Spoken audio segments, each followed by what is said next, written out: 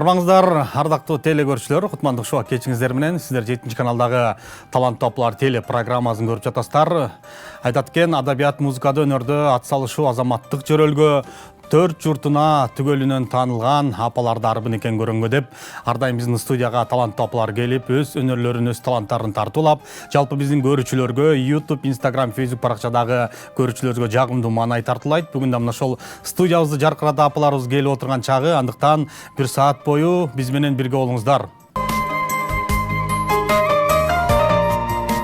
Апалардын айтканы акыл, кеби кеңеш деп айтып келебиз. Мына ошол апаларыбыз акылын айтып, кеп кеңешин айтып, аны менен катар эле элдик ырларын ырдап, биздин студияны шаңга бөлөп, теле аркылуу, теле көпүрө аркылуу республикабыздын жалпы журтуна өз өнөрлөрүн, өз таланттарын тартуулап келишет. Ал эми бүгүн да мына ошол биздин студияга атайын алыстан ат артып, студиябызга келип, бүгүн жалпы биздин теле аркылуу өз өнөрлөрүбүздү тартуулап, жакшы чыгармачылыкта болуп жаткан эмгектери, кылган иштери жөнүндө кененирээк баяндап берели деп атайын таланттуу апалар келип отурушат. Бүгүн кайсыл студияга таланттуу апалар келди десеңиздер, Баткен областы Кадамжай районунан Алыш айымдары этно-фольклордук топ келип отурат. Апалар кош келиңиздер. Саламатсыздарбы? Студиядан көргөнүзгө кубанычтабыз. Сиздер келип студиябыз жаркырай түштү десек болот. Мынакей апаларыбыз алыстан атартып келип отурат. Апалар бүгүн Баткен областы Кадамжай районунан келди.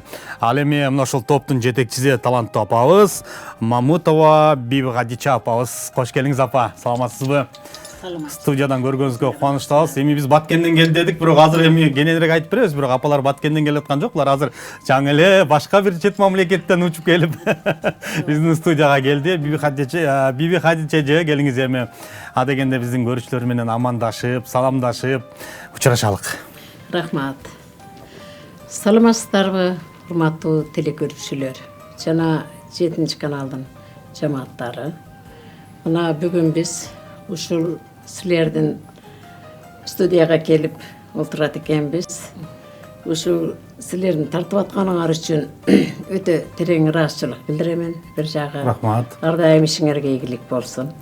Рахмат, айтканыңыз келсин. Мына ошол биздин эфирге ар дайым ушул жерге, ушул сиздер отурган орундуктарга республика боюнча таланттуу апалар келип өз өнөрлөрүн тартуулап отурат. Ал эми бүгүн ошол орунду сиздер басып отурасыздар. Булар урматтуу телегөрүүчүлөр, биздин апалар этно-фольклордук топ. Өзүңүздөр байкагандай, колунда бардык кыргыздын аспаптары турат. Азат аягы, комузу, шылдырагы, калдырагы, чүкөзү, таказы, ишыгызы. Апалардын колунда бардык нерселер бар. Эжеке келиңиз эми, мен баягы эфирде көбүнчө мен тааныштырчу элем. Анан кийин айтып калат да, сен тааныштырсаң бизди көп айтпай коет экенсиң, бизди көп мактабай коет экенсиң деп. Ансыңарындай чекеден өзүңүз топто кимдер бар, кандай апалар бар, өзүңүз тааныштырсаңыз.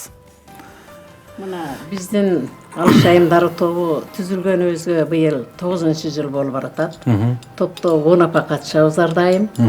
Себепке байланыштуу экичөө келбей калды. Бүгүн студияга жетебиз келип отурабыз. Ушул топтун эң аксакал катышуучусу Ырсова Канталат эже. Ташбекова Зүлфия.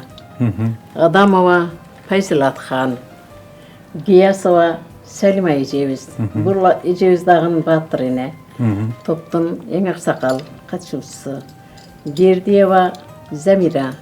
Исмаилова Мазура. Ушул апалар менен топту толуктап келип атабыз 9 жылдан бери. Жакшы. Жалпы топтун түзүлгөнүнө 9 жыл болду. Жалпы топто 10 апа ушул топту ырдап келебиз дейт. Мына ошол 9 жылдын ичинде кандай иштерди аткардыңыздар, кандай ийгиликтерге жеттиңиздер, ошол боюнча айтсаңыз. 9 жылдын ичинде биз көптөгөн жакшы ийгиликтерге жетиштик. Чакырылган конкурс, фестивалдарга калбай катышып келебиз. Өзүбүздү бир аз мактай өссөм, республикалык деңгээлдеги иш-чараларга дагы катышып келип атабыз. Акыркы мезгилдерде этно фольклордук топ болгондон кийин деп ушу өзүбүздүн колдогу аспаптар менен ырдаганга өттүк. Жакшы. Азыркы мезгилде көптөгөн төш белгилердин ээси болдук. Мен өзүмдүн 9 жылдык эмгегимди баалап, маданияттын мыкты кызматкерине беришти. Бали. Жакшы. Бир кол чабыкка бөлүп анда келиңиздер. Жакшы, бул да болсо эми ийгилик сиздердин жаратып аткан ошол эмгекте кылып жаткан ишти ошол жогорку жактагы бийлик өкүлдөрү, маданият өкүлдөрү көрүп баалап, мына ушул топко бербесек болбойт деп мүмкүн бергендир, а. Бала айтып коет экен, темирди ысыгында чап депчи. А дегенде бир жакшы чыгарма менен биздин көрүүчүлөрдүн көңүлүн көтөрүп алалы. Анан маекти андан ары улай беребиз. Ал эми урматтуу телекөрүүчүлөр, ошол алыш апалар тобу азыр сиздер үчүн татынакайры насаат ырнырдап берсин, кабыл алыңыздар. Кеттик анда эмес, апалар, баштадык.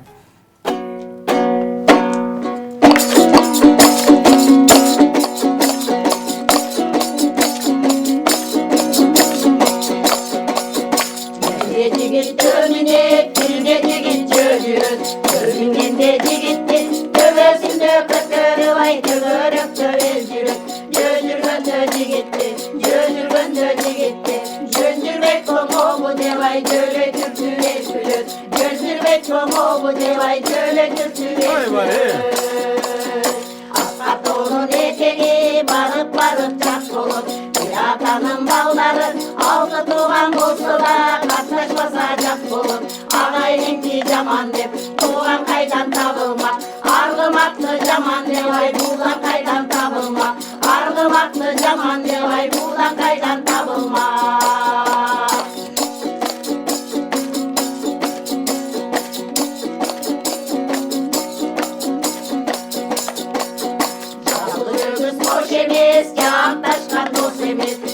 Yaman gündürdü, yazdan berip canımda can küydösü dost emiz. Taygan yoldu, tar yoldu, kaldı taykı bolgondu. Tamaşalap kevaydı vay tabalagan dost emiz. Tamaşalap kevaydı vay tabalagan dost emiz. Atenengin kadırın gözü var da bilip jür. Ağzı var balanın, atenengin kadırın gözü var da bilip jür. Durun tezde östürgün, yesin tepken atçama. Özü görtüp bıykalavay, özün çıkkan çakçama. Özü görtüp bıykalavay, özün çıkkan çakçama.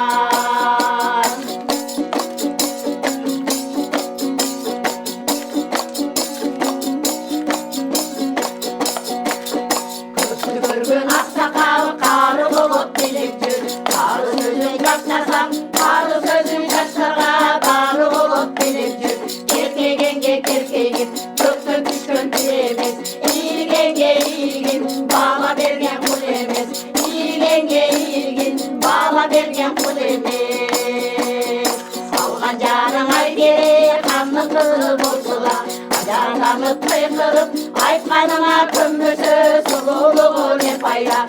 Arkan epkeniz gülüp, az olongon kes kayda. Açtan toydan kalgan soğay, külüktügü ne payda. Açtan toydan kalgan soğay, külüktügü ne payda. Кол чабуулар болсун, мынакей насаатырын сонуңду аткарып бериңиздер. Карап отурсам, чындыгында элдик фольклордук топ деп айтууга туура келет экен. Баарыңыздардын колуңуздарда бир кыргыздын инструменттери, көкөрү, шылдырагы, аза таягы, комузу, анан Кадамжайдын жылкыларынын такалары. Эжекемдин мен негизи эле ушул апалар келгенде таң калып бүтпөйм. Биби Кадежи. Себеп деген апалар ар кандай келгенде ар кандай инструменттерди, аспаптарды ойлоп таап алышат да. Мынакей азыр эжекемдин колунда мен кармап көрөйүн берсеңиз. Бунун аталышы эмне деген? Бул мынакей. Бул тай туяк, чындыгында эле тайдын туягы экен, Сонун будан дагы атайын бир атайын апаларыбыз мынакей мындай кылып үн чыгарып койсо болот экен. Мунун атайын үн чыгарыш үчүн тарбиялайсызбы булар же булар өздөрү эле апалар өздөрү эле мынтип эле чыгарат? Тарбияланасыздар. Мынакей ушундай аспаптарды көрүлүктөр болсо көрүп алыңыздар, урматтуу апалар. Биздин ушул таланттуу апалар телепрограммасын республикада апалардын баарды көрөт да. Анан эгерде сиздерге да ушундай керек болсо, алыш апалар тобуна кайрылсаңыздар, Кадамжайдагы тайлардын туяктарын алып келип берет. Эми топ жөнүндө сүйлөшөлү. Мен айтып калдым, эртең менен эрте биздин апалар башка бир чет мамлекеттен учуп келишти депчи. Анан ошол боюнча айтсаңыздар, кече жакында эле ошол Турция мамлекетине сапар тартып ошол жака бир фестивалга барган экенсиздер. Ал жака эмне себептен бардыңыздар? Эмне деген фестиваль өттү? Кандай келдиңиздер анан? Биз Турцияга барып 7 күн турдук. Ал жерде кыскасы ушу элдик таланттар, өзүбүздүн нур бийлерибиз, анан элдик өзүбүздүн нукура формаларыбызды ал жерге дагы барып Улуттук кийимдер менен. улуттук кийимдери өзүбүздүн үстүбүздө кийип турган формалар дагы колубузда өзүбүздүн улуттук аспаптарга жараша кийген формаларыбыз дагы көйнөктөрүбүз дагы жалаң кыбыдан жасалган. Элечектерибиз дагы бөздөн жасадык, бул дагы жалаң эле кыбыдан. Ушинтип бардык жогубузду этине кылып, Нукура кылып. нукура. Таза тең. Жакшы, ичкенибиз да таза, кийимибиз да таза, ал болсо колубуздагы аспаптарыбыз да кыргыздын улуттук аспаптары деп ошол чет өлкөдө бир өзүңүздөрдүн талантты көрсөтүп келипсиздер. Ал жакта кыргыздарды кандай кабыл алат экен? Апаларды өзгөчө мондай улуттук кийимдер менен жүрсөңүз көчөдө аралап. Биз өтө кубанычта кайттык факат. Неге дегенде кадам сайын каерден келдиңер? Кыргызстандан десек, машаллах, гөзал деп коюп кетишип атты бардыгы. Сүрөткө түшкөндөр көп болду. Ой, сүрөткө, жылдарак койбой сүрөткө түшүп атты. Формабызга негизи элечекке. Бул кандай баш кийим дешип, элечек деп айтып аттык. Кыргызстандан келдик, бул баш кийим элечек деп. Өзүбүздүн Кыргызстандын апаларынын элечегини бир жагы даңсалап келдик. Жакшы. Биз ушундай апалар менен сыймыктанабыз. Себеп дегенде мына ошол биздин улуттук кийимдерди, анын ичинде баш кийимибиз болгон элечекти, тебетейди, жалпы эле ушул кыргыздын улуттук баш кийимдерин сиздерге окшогон апаларыбыз даңазалап келет. Ар дайым кайыктуу болбосун, баягы жакшылыктардабы, тойлордобу же бир майрамдык иш-чаралардабы апаларыбыз элечегин кийип алдыңкы сапта турса, бул абдан биз үчүн сыймык. Себептен кыргыздын улуттук баш кийимин кийип апалары жүрөт да. Эми ал жакта баягы мүмкүн элечек жөнүндө түшүнүгү жоктур. Бирок сиздердин ушинтип ажайып кооз жүргөнүңүздөрдү көрүп деле өзүнчө бир суктанып атса керек, Суктанып бүтө албайсыз керек. Ал жакта конкурска катыштыңыздарбы же жөн эле талант өнөр көрсөтүп келдиңиздерби? Катыштык. Атын таппай калдым. Ошо мэриядан келишти, музейдин директорлору келишти. Ал жерде өзүбүздүн Кыргызстанга берилген боз үй бар экен. Кийин бир кандай десем, музей жасалыптыр да биздин кыргызстандыктар үчүн. Ошол жерди жасаганга биздин апалардан салымыбызды кошуп келдик. Кол өнөрчүлүк, колубуздагы бар буюмдарды ошол жерге таштап келдик. Ала баргансыздар атайын. Өзүм колдо жасаган этно элечегим бар эле. Аны сүйлөп туруп аны таштадык. Буюрса, мүмкүн биз Туркияга барып калсак, ошол жерден көрүп калышыбыз мүмкүн экен, Насип кыздын ошондой жакшы күндөргө. Топтун аксакалы апабыз отурат. Апа, кош келиңиз. Баягы алыста жүрүп, самолетто жүрүп, чарчабадыңызбы? Негизи эле топко катышкандан бери мындай баягы апалар айтып коет го, чарчоону билбей калдык, унутуп калдык. Сонун экен бул нерсе, ырдап жүр. Жагып атабы топко катышкан? Ошол боюнча айтсаңыз. Сыймыктанам да. Ушул жүргөнүмө сыймыктанам. Топко 16-жылдан бери бирге мына жетекчибиз менен иштешип келатабыз. Бирок мен эч бир капачылыгым жок да. Дайыма машу ден соолукка дагы пайда. Жүргөн турганым шыбыркуу менен ден соолук жакшы эс алып, жакшы жашоодо жүрөм да. Жакшы, мынакей анын апалардын артынан мынакей ошо башка чет өлкөлөрдөгү да кыдырып, ал жакты да көрүп келип атасыздар. Кудай куткызсын ошол жакшы күндөрүңүздө. Эжекем айтып калды, Баатыр эне деп. Канча балаңыз бар? Өзүңүз эмне кызмат кылдыңыз? Өзүм ушу карапайым эле жумушчу. Бала чаканы багып. 6 балам бар, 2 ұл 4 кызым бар, Кудайга шүгүр. Ошолордун аркасы менен ушинтип кай жака барсак, ошолордун жардамы менен, ошолордун көмөгү менен, ошолордун көтөрмөлөп, көңүлүбүздү көтөрүп, жогубузду, акчаларды таап беришип, бизди ушинтип жолго коюшуп, Кудайга шүгүр. Жакшы, негизи эле ушул жалпы ушул таланттуу апалардын балдарына, алардын неберелерине, үй бүлөсүнө ыраазычылык айтышыбыз керек. Бардыгын ошолор колдоп, каражатын төлөп, чыгымдарын төлөп берип, анан президентибизге рахмат айтышыбыз керек. Апалар көбүрөөк ырдасын деп пенсияларын көбөйтүп койду, сиздердикин. Буюрса биз дагы алдыда дагы пенсияны көбөйтүп койсо дагы көп мамлекеттерге барып турасыздар. Эми келиңиздер, кийинки чыгарма Кызыл гүл болуп жайнайын дейт. Апаларыбыз бир жайнап берсин, жакшы чыгарма менен кеттик.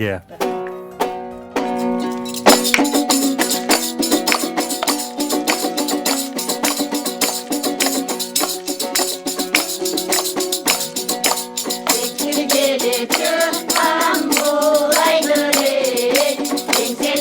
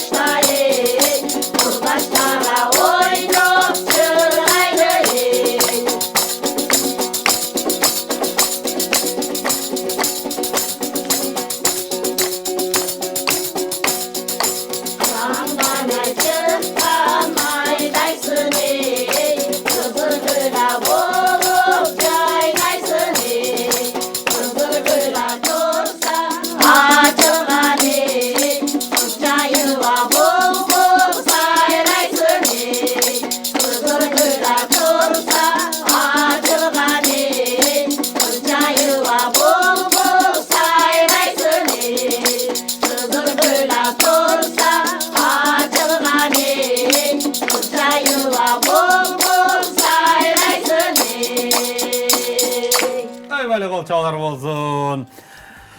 Кыргыздын өрүк комузу, кылымдын мукам добушу деп эжекем абдан бир ушундай берилүү менен чертип атасыз. Жакшы азаматсыз.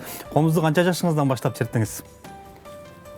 Комузду мен жаш кезимден кызыгып, мүмкүнчүлүк болуп үйрөнө албадым. Анан балалуу чакал болгондо эле үйрөндүм. Анан кийин үйрөндүңүз, а? Негизи мындай караганда абдан бир оор аспаптай көрүнөт. Анан үйрөнүш оңой эле бекен? Үйрөнүш кызыгуу болсо эле оңой эле. Апаларга чертип бериш керек болду. Көбүнчө бизде келген апалар аккордеондун коштоосунда, анан кийин ушул таланттуу апаларга бир жаңылануу киргиздик. Ушул эстрада менен ырдайлык дегенчи. Анан эстрада менен ырдап келишет. Анан ушундай топтордо кеске алыскы райондордон келген апалар музыкант таппай бир кыйналышат да. Бишкектен музыкант жалдашып, анын акчасын беришип, ал менен келгенден кийин репетиция деп коет, даярдык көрүш керек, убакыттын баары кетет да. Анан мынакей сиздерге жакшы экен, ушундай эле аспаптар менен эле аккордеону жок эле, жакшынакай кылып эле ырдап койсо болот экен. Урматтуу апалар, ушуну да бир эске алсаңыздар болот. Анан эң башкысы бир комуз черткен. Бирок апаларда талант бар да. Биздин студияга келгенде карасаң, мына ушул ооз комузду мен жаңы үйрөнүп атам дейт. Анан кийин эле карасаң, кийинки эфирге келгенде ооз комуз чертип калган.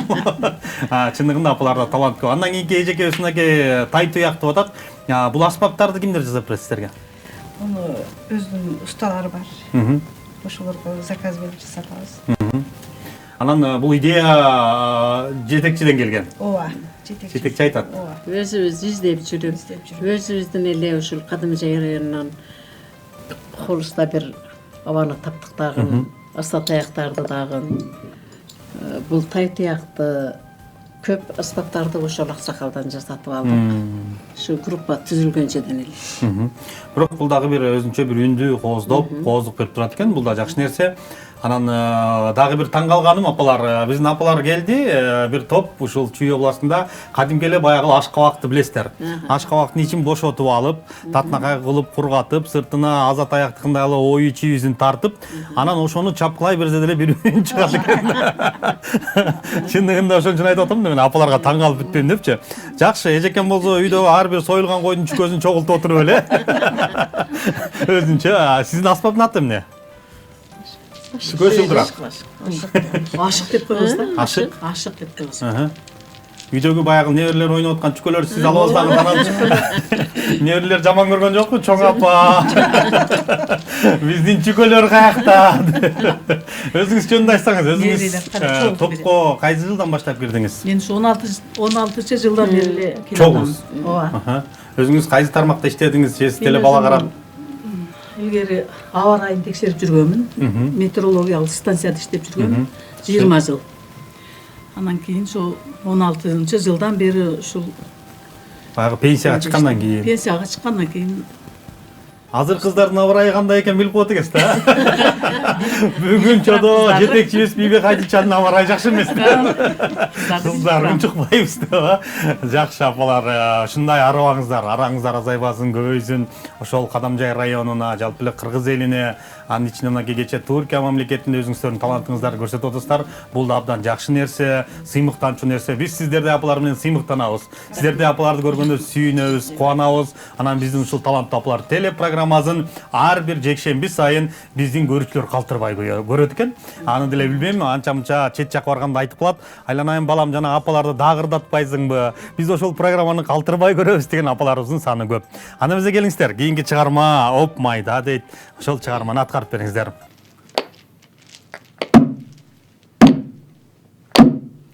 Майда, майда, майдалай бассаң, жаныңа пайда. Оп майда, майда, майда, майдалай бассаң, жаныңа пайда. Оп майда, егиндери бизге пайда, топондору сизге пайда. Егиндери бизге пайда, топондору сизге пайда. Орой, орой, басқаның майда, оролор толсын, оп майда. Орой, орой, басқаның майда, оролор толсын от майда.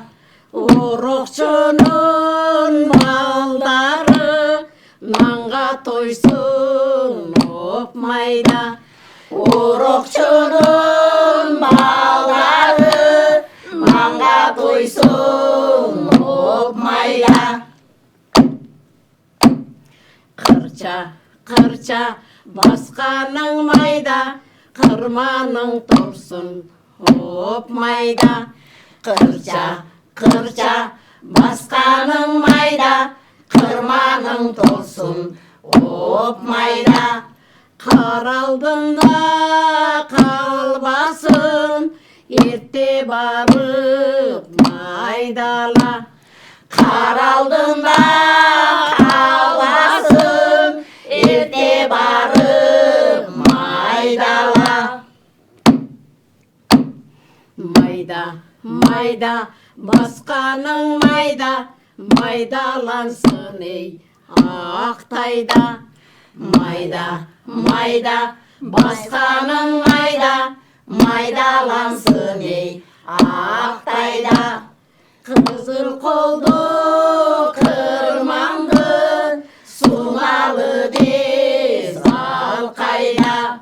Бекер жүріп жан бағып, таба албайсың еш пайда. Майда, майда, майдалай бассаң жаныңа пайда. Оп майда, майда, майда, майдалай бассаң жаныңа пайда. Оп майда. Егіндері бізге пайда, топондору сізге пайда. Егіндері бізге пайда, топондору сізге пайда. Оп майда, майда, майда, оп майда, майда, майда. Ай бәле, қол чағылар болсын ай. Бұл абдан сонун чыгарма, анан өтө деле күчтүн кереги жок экен. Бул аспаптын аты эмне деп аталат? Домбура. Азыр мен ушул домбураны чертип көрөйүн, ушул майдагырын бир куплетти мен ырдатайын сиздерге. Канча жолу чабам мына жерге? Биринчи башталгыч 3 жолу. 3 жолу чапкандан кийин биздин апалар оп майдагырын ырдап берет. Мен негизинде өмүрүмдө аспап чертип көргөн эмесмин. Бирок ушул аспапты үйрөнүп алайын деген бир ой болуп атат. Бир куплет ырдап көрөлү апалар, келиңиздер. Анда эмесе мен 3 жолу чапкандан кийин биздин апалар баштайт. Кандай кеттиги?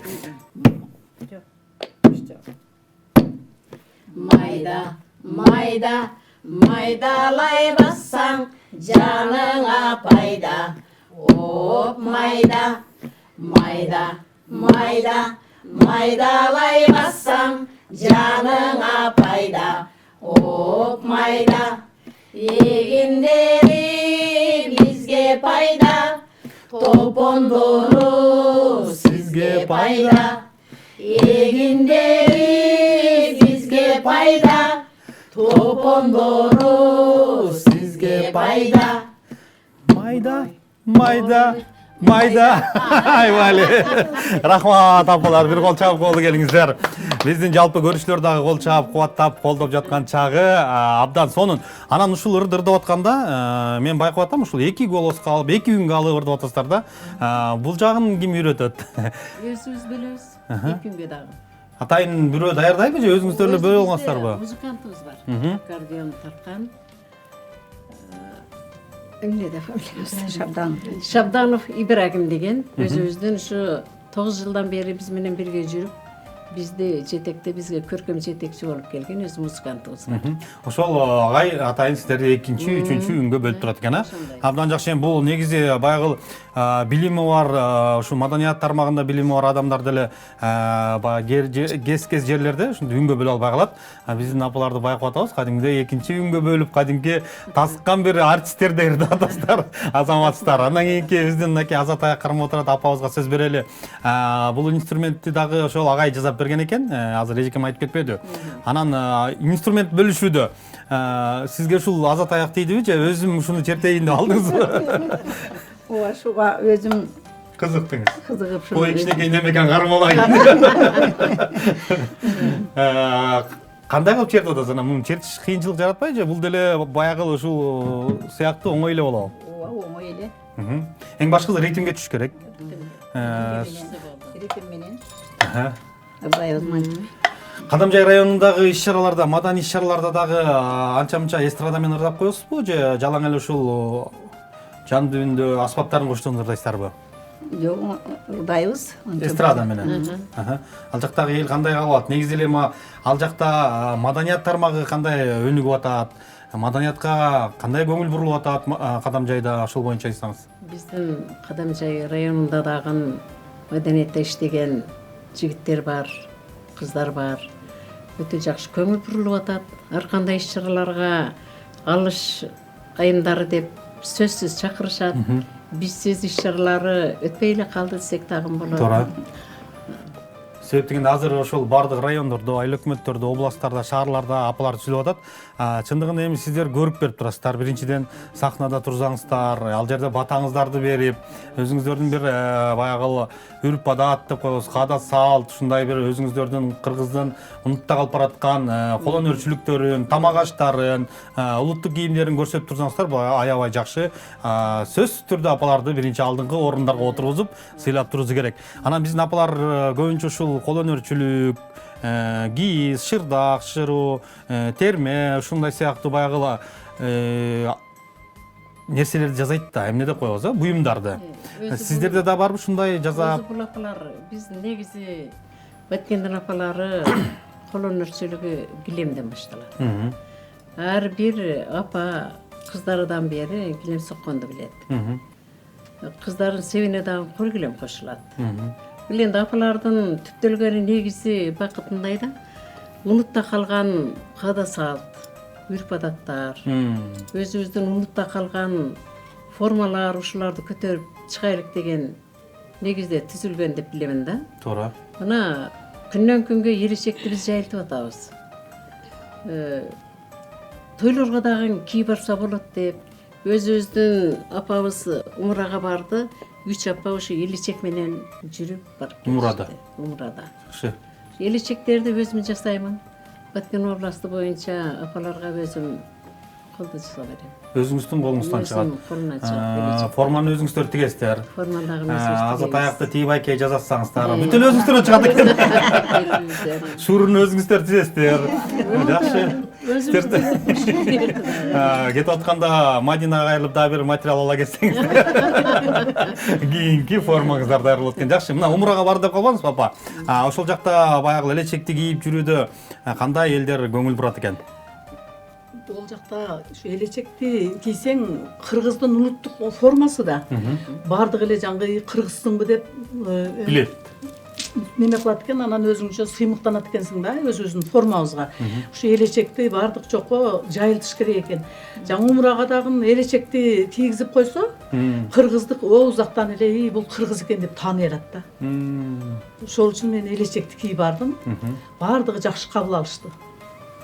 Жакшы. Чындыгында сиз айтып койгонсуз, тойлордо, жакшылыктарда да, мүмкүн көчөдө, ушуну жаштарга дагы, кийинки өз келе жаткан жаштарга дагы, жаш кыздарга дагы бир үйрөтсө. Эми жаштардын өзүнүн элечеги болобу? Өзүнчө башкача баягы элечекти баягы оройт го. Бул элечек энди мындай да. Турмушка чыккан кыздардан баштап элечек кийди. Ага чейин кептакыя, ушуларды кийди. Болот өзгөчөлүгү. Ар бир орогондо жашыраак ороп, жашыраак. Орто жаштагыларга, кийин жаш өткөн байбичелерге байбиче элечек деп бир жагына түшүрүп атабыз. Ар кандай түрлөрү. Ар кандай түрлөрү бар. Ошол буйрутмаларга Кадамжайдан дагы буйрутма бергендер болобу? Мага элечек ороп бергиле, апабыздын тою эле, же болбосо кудагыйыбыздын тоюна алып барат эле элечек, белеке деп. Умрага барып келгендер алышты. Кимге элечек керек болгон болсо эле, менин адресимди билген болсо, бара беришет. Барышып атат. Бирок апалардан көп топко жасап бердим. Өзүбүздүн Баткенге эле эмес, мына Сокулук айымдарга дагы 2 топко жасап бердим. Алардын башынын размерин алып, өлчөмүн алып, анан жасап бере бересиз. Размерге карап туруп. Жакшы, мына ошондой кийимдерди өзүңүз айткандай улуттук баалуулуктарыбызды даңазалай турган сиздерсиздер. Анда эмесе дагы бир чыгармага кезек берели. Гүлдөй жан деп туруп бир жакшы чыгарма аткарып берели, келиңиздер.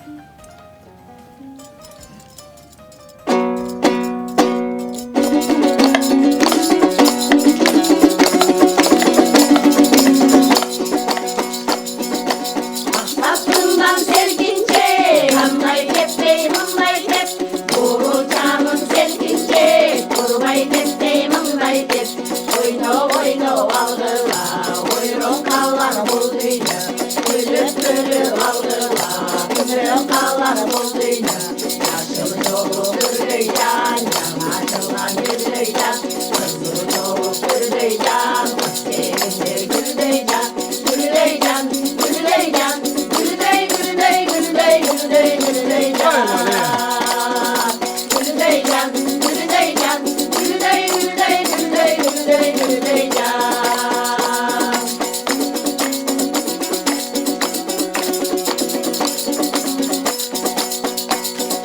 Durum canın selkince, kurmay tepsi gelince. Suyum kanın selkince, suyum tepsi gelince.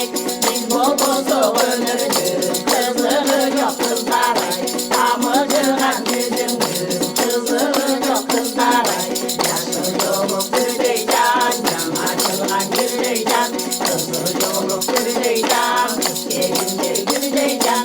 Güleyden, güleyden, güley, güley, güley, güley, güleyden. Güleyden, güleyden, güley, güley, güley, güley, güleyden.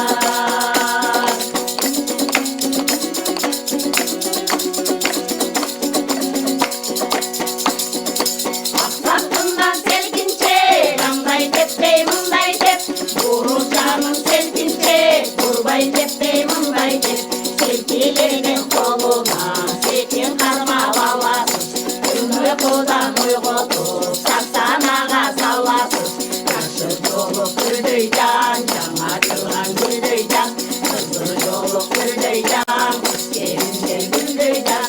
Güleyden, güleyden, güley, güley, güley, güley, güleyden. Güleyden, güleyden, güley, güley, güley, güley, güley, güley, güley, güley, güleyden. Кол чабалар болсун, урматтуу телегөрүүчүлөр, сиздер 7-каналдагы Талант Тапалар теле программасын көрүп жатасыздар.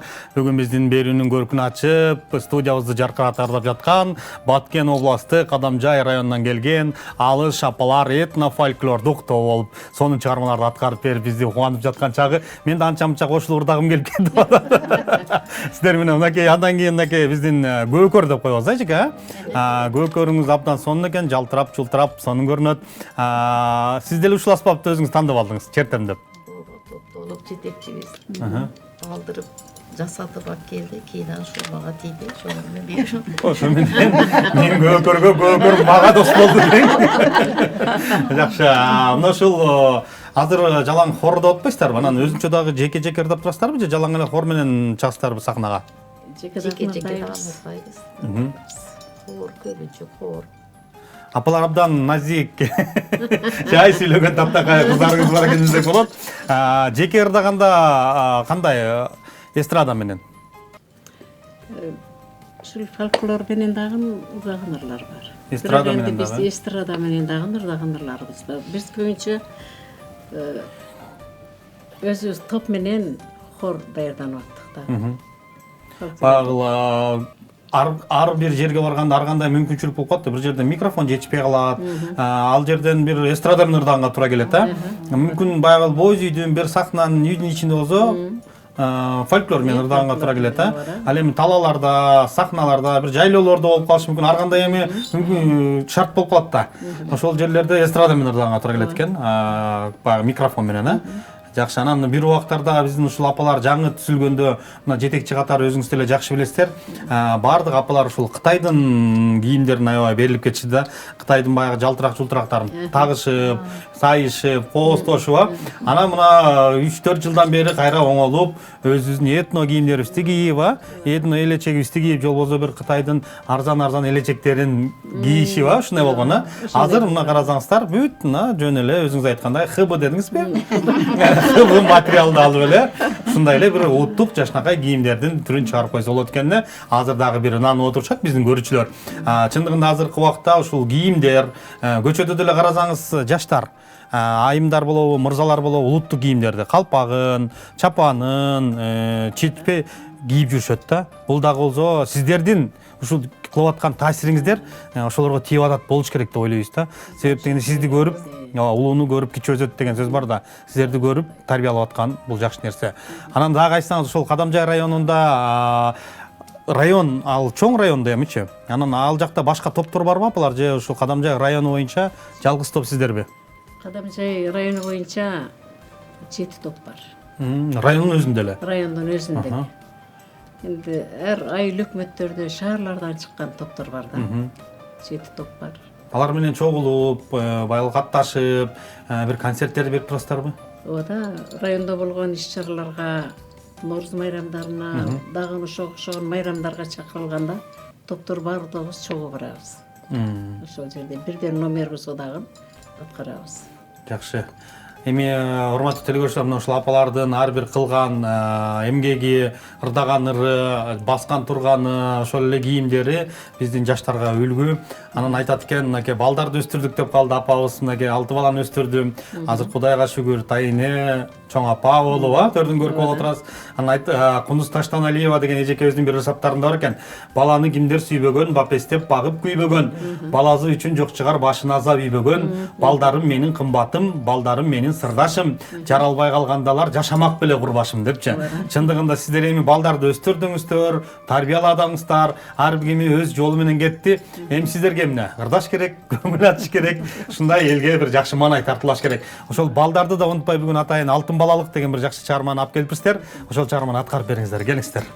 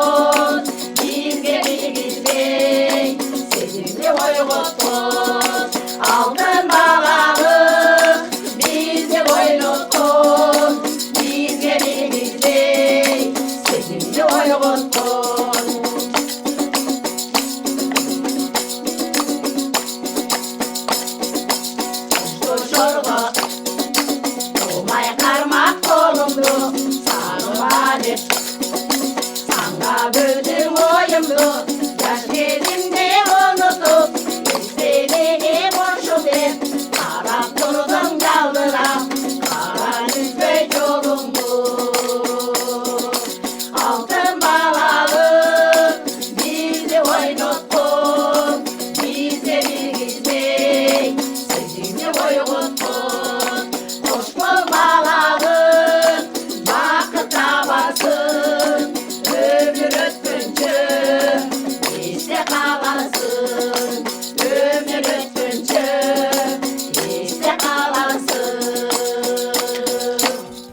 кабар болсун. Экинчи голосту, экинчи үндү сиз алат окшойсуз, а?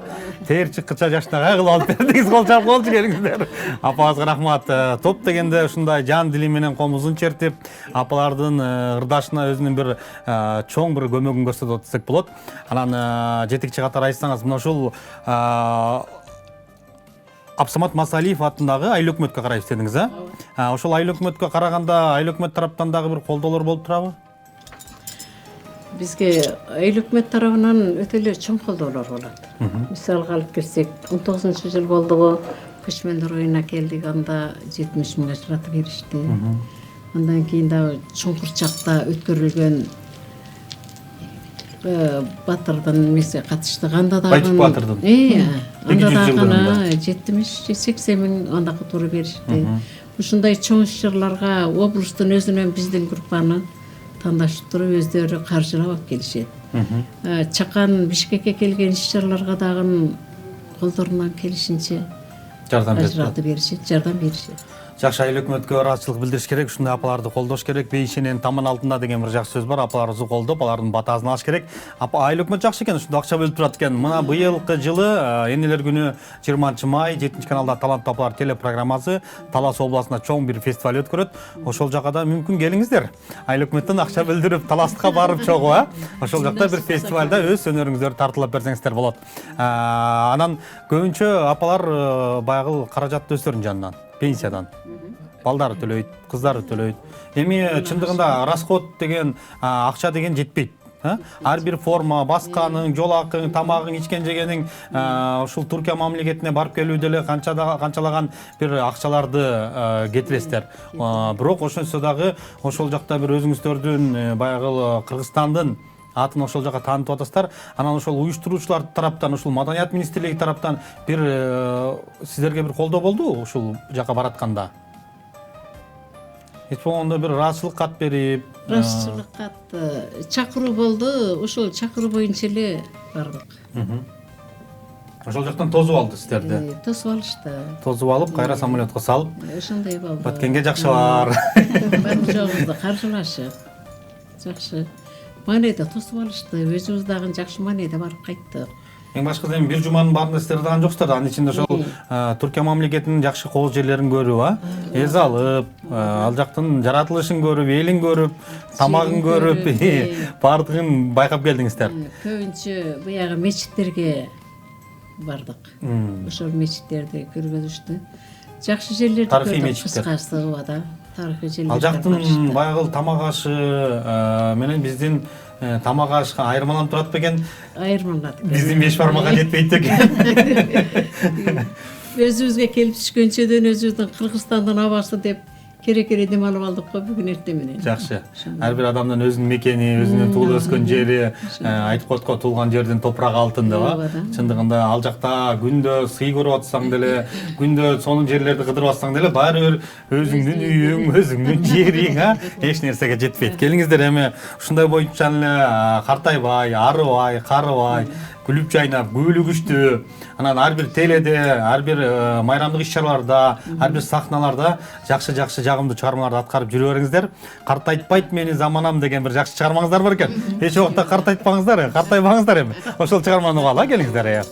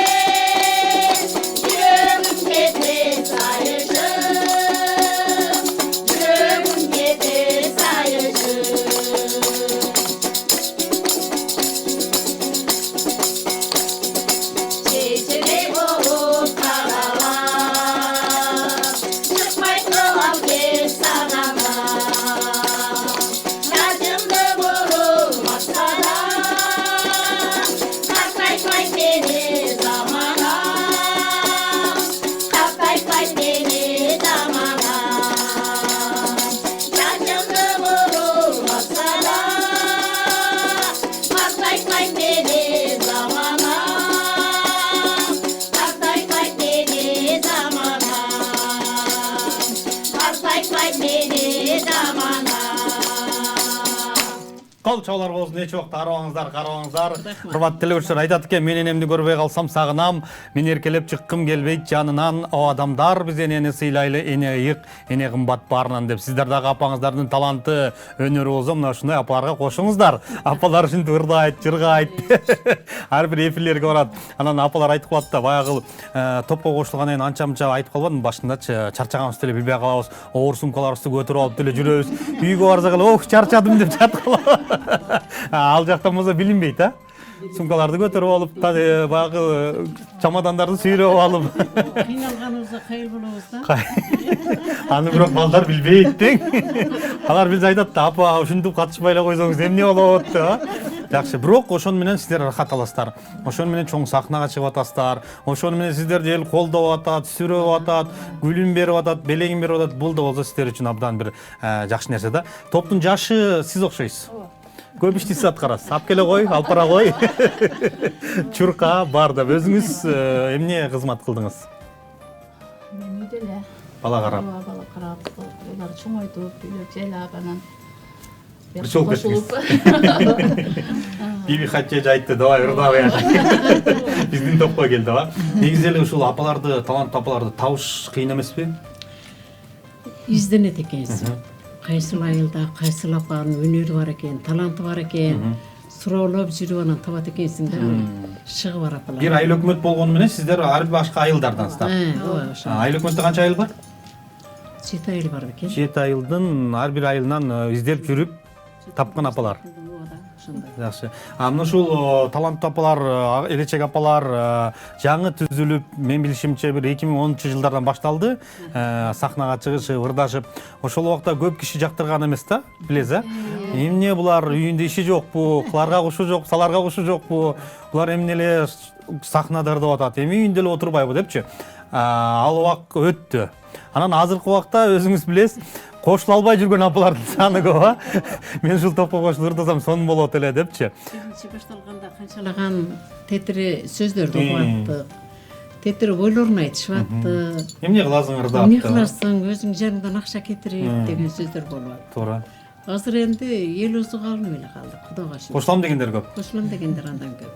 Көзү кызарып, кошпой коюп, Биби Хатче кошпой коюп, мисалы да эми, ушундай топтун жетекчилери кошпой коюп, ошол эле айыл өкмөттөн 2 топ түзүп алгандар да бар да. Манастан Чубак кембе-кем деп турупчу. Башында болгон эмес алар, барсаңыз. Жок, мен ырдабайм.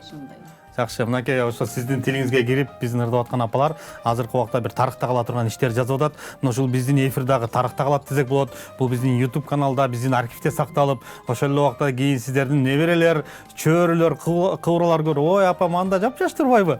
деп, мына эми 80-90го чыгып калды деп көрүп турган бул дагы бир күн келет.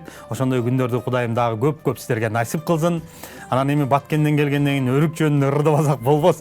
Сиздердин бул кимин десек болот, ошол өрүк зарга кетели деген чыгармаңыздарды аткарып бериңиздер. Бул өзү биздин Баткендик жигит апа жыйнактын чыгармасы. Кай жерге барбайлык ушул өрүк зарга кетели ырыны аткарып келебиз. Аны ырдамайча кетпейсиздер. Кетпейбиз.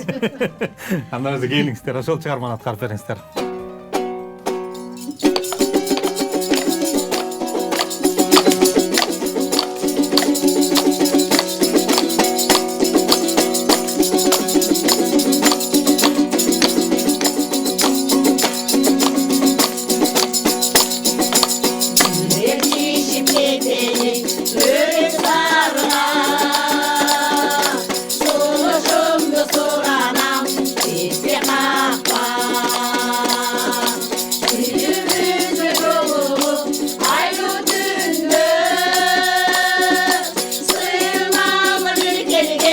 Sıyırmalı bir kelgen,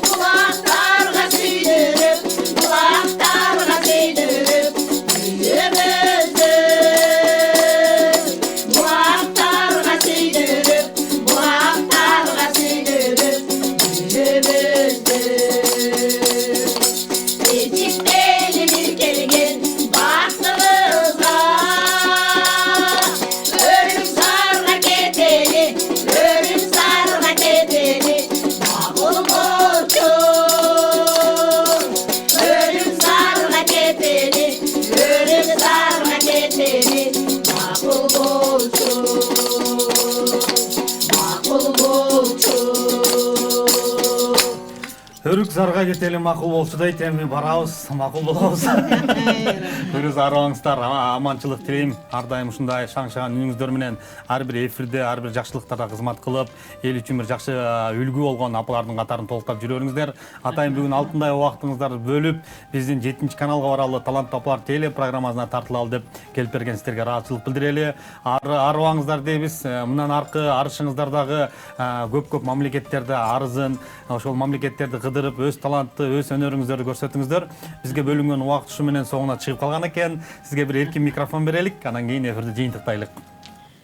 Мына бүгүн биз 7-каналдын студиясына келип отурат экенбиз. Биринчиден силерге, ишиңерге ийгилик, бакыт. Ар дайым ден соолукта болгула. Элдин кызматында жаркалдап ушинтип апалардын көңүлүн алып, башка келген меймандардын дагы баардыгынын көңүлүн алып жүргөн баардыгыңарга насип этсин.